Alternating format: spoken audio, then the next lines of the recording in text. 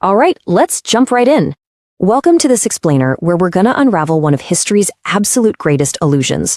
We've all heard the stories, right? Massive, super advanced civilizations that rose up, built these incredible monuments, organized thousands of people, and then they just kind of vanished. Well, today we're gonna look closely at the evidence, and we'll discover that the reality of what actually happened to these ancient peoples is way more fascinating and honestly way more relevant to us today than the myths we've been sold all these years. It's a deeply spooky, kind of mysterious trope, isn't it? I mean, just picture the scene. One moment, you've got priests climbing these towering temple stairs, merchants haggling over goods, and farmers complaining about the weather, which, by the way, is probably humanity's oldest continuous cultural tradition. And then, literally, the very next moment, the plazas are just dead silent. Roofs are collapsing, and jungle vines are swallowing the homes of people who honestly thought their city would last forever. When we look at these empty ruins, it really feels as if entire populations just stepped away from their dinner tables and walked right out of history. But did they? Okay, we need to debunk this core illusion right off the bat.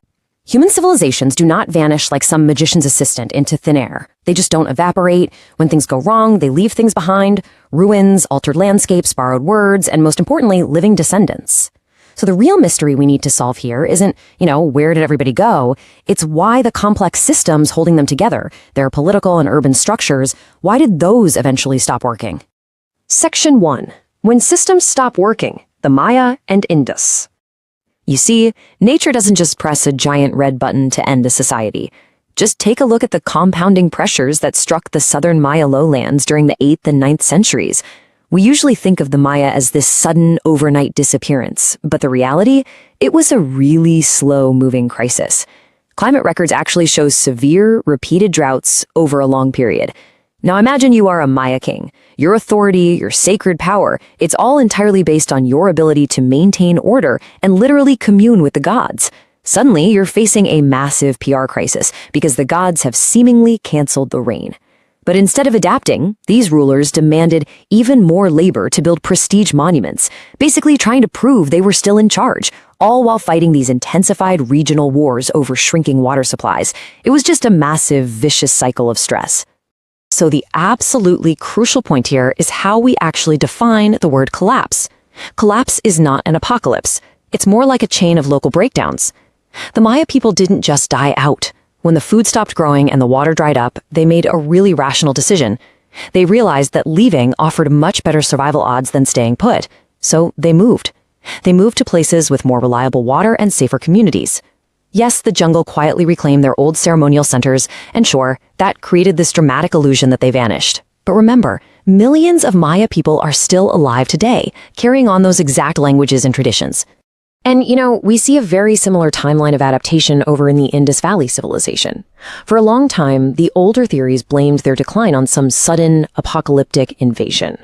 But archaeological evidence? It shows no massive destruction layer, no neat little battlefield. What we do actually see, starting around 1900 BCE, is environmental change. The summer monsoons weakened, entire river systems completely shifted. And what did the people do? Well, they adapted. They gradually moved eastward towards smaller, rural communities where the rainfall was just a bit more dependable. Yet, despite that, the Indus Valley still feels incredibly mysterious to us today. Why is that? Well, because while they left behind this really sophisticated writing system, it remains totally undeciphered to this day. We literally can't read it. We don't have a governor's emergency plan or a farmer's complaint recorded on some clay tablet. Because we can't hear their arguments or read their logic, their perfectly rational decision to just disperse into smaller, sustainable villages, to us, it just looks like an eerie, silent disappearance. Section 2. Migration is not extinction. Ancestral Puebloan, Cahokia, and Norse. I mean, when you really think about it, it makes perfect sense. A smaller village with reliable water is always going to be better than a prestigious city with none. Take the American Southwest. The ancestral Puebloan communities built these extraordinary, monumental cliff dwellings in places like Chaco Canyon and Mesa Verde. But by the late 13th century, a severe, multi-decade drought hit the region. Harvests failed, social tensions naturally rose, so they made the logical choice. They left those magnificent stone buildings behind and migrated south and east to join communities where water and farmland were actually viable. They didn't just vanish into the desert. Their living descendants, including the Hopi and Zuni peoples, are still very much here today.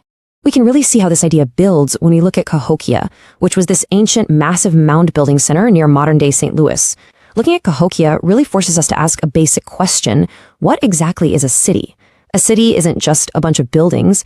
It is, at its core, a daily agreement among absolute strangers. It's an agreement to follow the rules, to share public spaces, and to tolerate your neighbor who decides to start grinding maize right before sunrise. So what happens when that daily agreement breaks down? Well, step one, the benefits of the city disappear. At Cahokia, they were dealing with flooding, climate stress, and deforestation. Step two, the obligations, the taxes, the labor, the rules, those remain incredibly high. When that imbalance hits step three, people just stop playing along. The residents of Cahokia didn't need to be wiped out by some dramatic catastrophe. They simply dispersed back into the surrounding Mississippian societies. The agreement ended, and so the people left. We see a super similar, very quiet dispersal in Norse Greenland, too. Norse settlers arrived there in the late 10th century. But then the climate cools into what we call the Little Ice Age. Crucially, the European market changed, and their main export, which was walrus ivory, completely lost its value.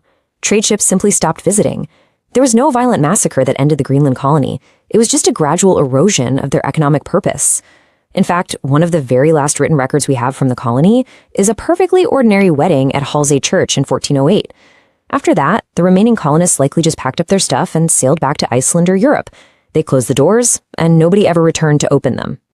Section 3. The Danger of Disappearance. Rapa Nui. For decades now, we've been told a very specific moral fable about Rapa Nui, also known as Easter Island.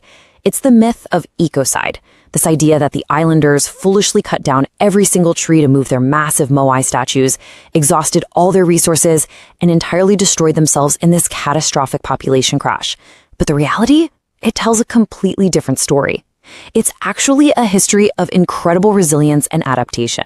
New archaeological and genomic evidence directly contradicts these old claims. The whole idea of an enormous population crash before European contact, it just isn't supported by the data.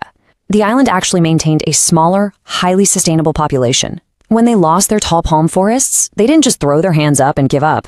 They adapted brilliantly. They invented new agricultural techniques like rock gardens to preserve soil moisture and grow food. The moai statues absolutely did not cause a collapse. Rapa Nui society successfully survived its own deforestation.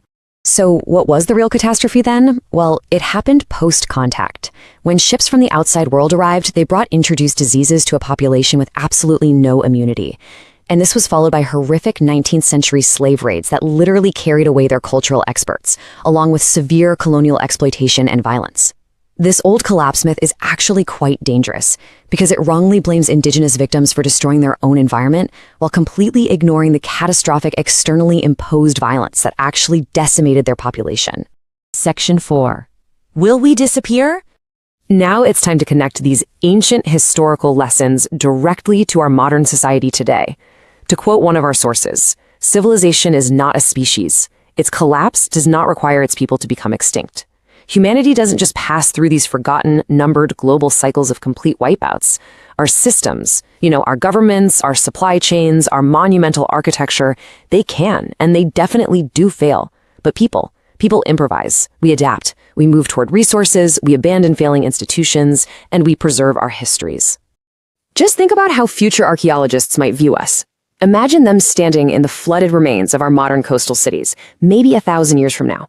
They might look at our massive, empty corporate skyscrapers and invent these wild, super dramatic theories about where we all went. They might assume these giant glass towers were deserted after some mysterious, sacred ritual known as the Quarterly Performance Review.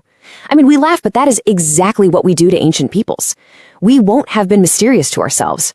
We'll just have been ordinary people responding to rising costs, changing weather, and failing systems by, moving somewhere else. And that leaves us with this final, pretty provocative thought. Civilizations rarely disappear in one sudden, dramatic moment.